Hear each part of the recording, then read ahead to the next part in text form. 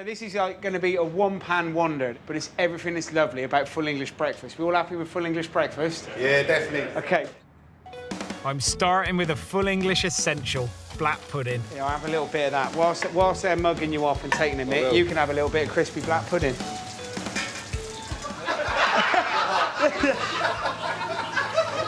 That was supposed to be a treat and it still backfired. Right, yeah, just peel the garlic. There's a little knife there. That's upside down. So that's the blade. Okay, so the sharp side is that one. Okay. That's the blunt bit.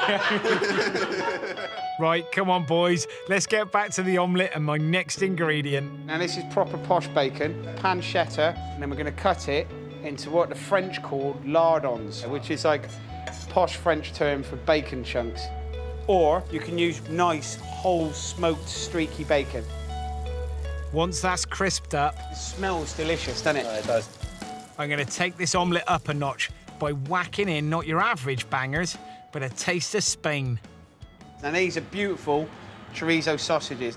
All this kind of lovely paprika flavours are going to go back in and make one pan taste delicious. Okay, fantastic. So does this look like something that you might attempt to do again, Tony? To be honest with you, I need something a bit more challenging, really. I'm finding it quite easy, to be fair, so... Well, Tony's hit the nail on the head. This dish is dead simple to knock up. Once the sausages are done, pop in the shallots, stir in grated garlic and parboiled new potatoes. So it makes it really hearty. Okay, lovely. Now, you can't make an omelette without cracking a few eggs, can you, Tony? What do I do if shell does go into it? What do you do if the shell goes in? Yeah. Take it out. Pick it out. Yeah, and get it out. It's like that. I didn't see that. Nice one, Tony. I've got to be honest, I have never seen that in 22 years of being a chef. Right, now this is the point where we start to put everything back together into one pan. First, add rosemary, parsley and chilli to the sautéed potatoes. Give it a good stir around. How lovely does that look? Oh, it's looking good. Then the chorizo, chopped into chunks, black pudding and the pancetta. Stir it all around so it all gets nicely mixed. And then on top of that goes the eggs, whisked up Tony style. And just pour it all into the pan. Season, and then I'm going to cook it on a high heat, keeping a close eye on it. Now this bad boy's beginning to set. Whack it in the oven for 15 minutes. Fantastic. Look at that, look. Right, time to get these boys fed. So easy to grab ready-made side dishes to chuck on the table, but having a homemade one can really impress your guests, and it doesn't mean a lot of hard work. Coleslaw is one of the easiest, but this one ain't going to be anything like the one your nan might whip up.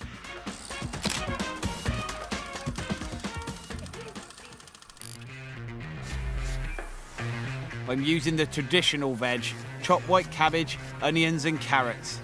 But I'm throwing in a couple of different ones to give it an edge. This version is rock and roll. I'm chucking in edgy veggies, celeriac and fennel. It's just got that kind of underlying flavour of aniseed that runs through it. Proper tasty. As well as red cabbage and beetroot for colour. It's beginning to bleed out all over me chopping board. Hopefully, though, not all over me shirt. Now add these bad boys. Toasted fennel seeds. So every now and then you'll get little pockets and bursts of flavour coming from these. Look at the colours in that. Now I'm going to mix up some hardcore mayonnaise. Nothing beats good homemade mayo, and it's easier to whip up than most of us think. Mine is made up of the usual suspects: egg yolks, oil, white wine vinegar and lemon juice. But I'm going to pack it out big time with some massive flavours.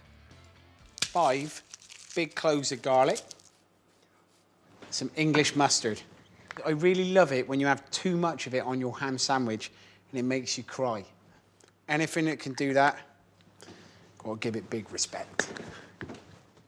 Now for some anchovies. Most mayonnaises have this beautiful kind of subtle flavour to them. This one, there is nothing subtle about it.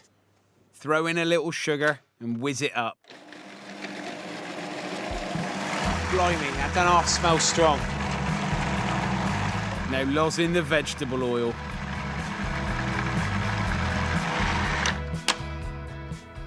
But look at that. Gorgeous, lovely, thick and rich mayonnaise. Do you know what?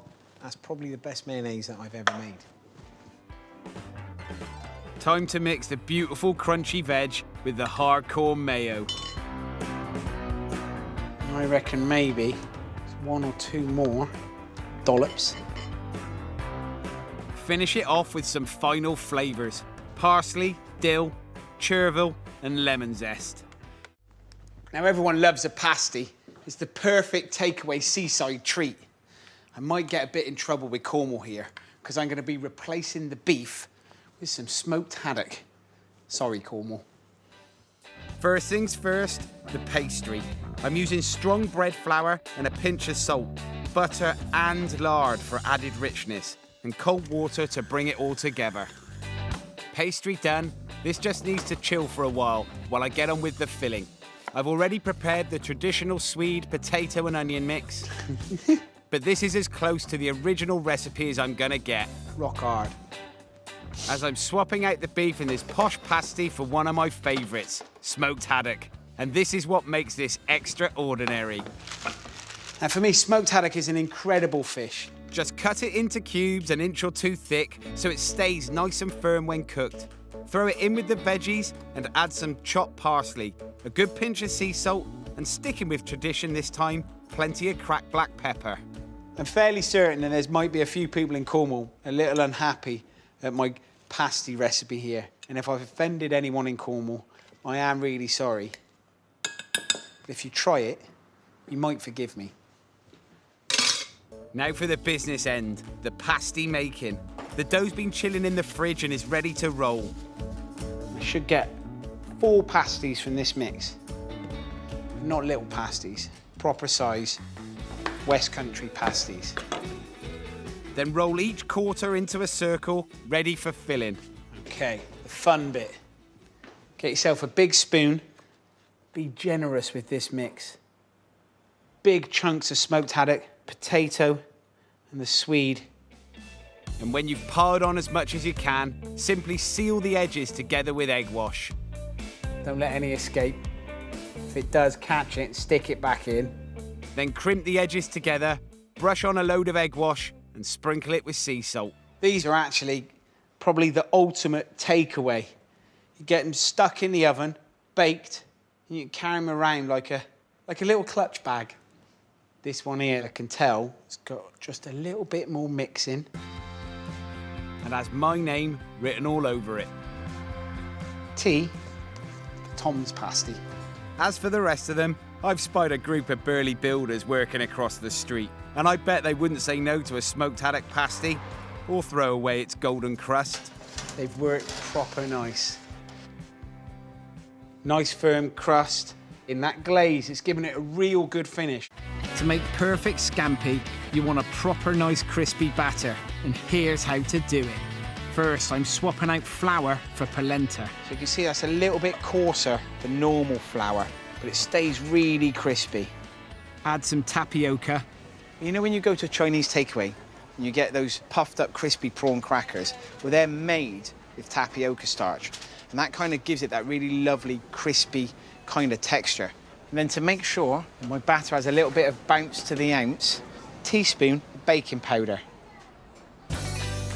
Add a bit of sparkling water and give it a mix. You can see there's already little puffy air bubbles there. What that'll do, as that batter goes in the fryer, the air will start to escape and kind of give a nice puffy little crispy outer shell to my lovely scampi. Just gonna stick this to one side. Right, you can't serve up scampi without chips, and skinny fries are the perfect partner. Just slice them nice and skinny. And literally just pick these up without dropping them in the sand. Shh, no one will know. Blanch them in boiling salted water for about 1.5 minutes, and then leave them to drain. So you can see all that steam coming off them. And on the outside, they'll all start to go a little bit sticky and a little bit dry. And that way, when I put them in the fryer, they'll go really nice and crispy. Once they've dried out, Just pop them in for about 10 minutes or use a deep frying pan, lid off. Good tip is to not overcrowd the fryer. If you put too many in, they'll bubble over the top. That's why I'm looking at that a little bit nervously, but we're all right. I'm not setting fire to the outdoor kitchen. There was fear in those guys' faces then. Fire! Run!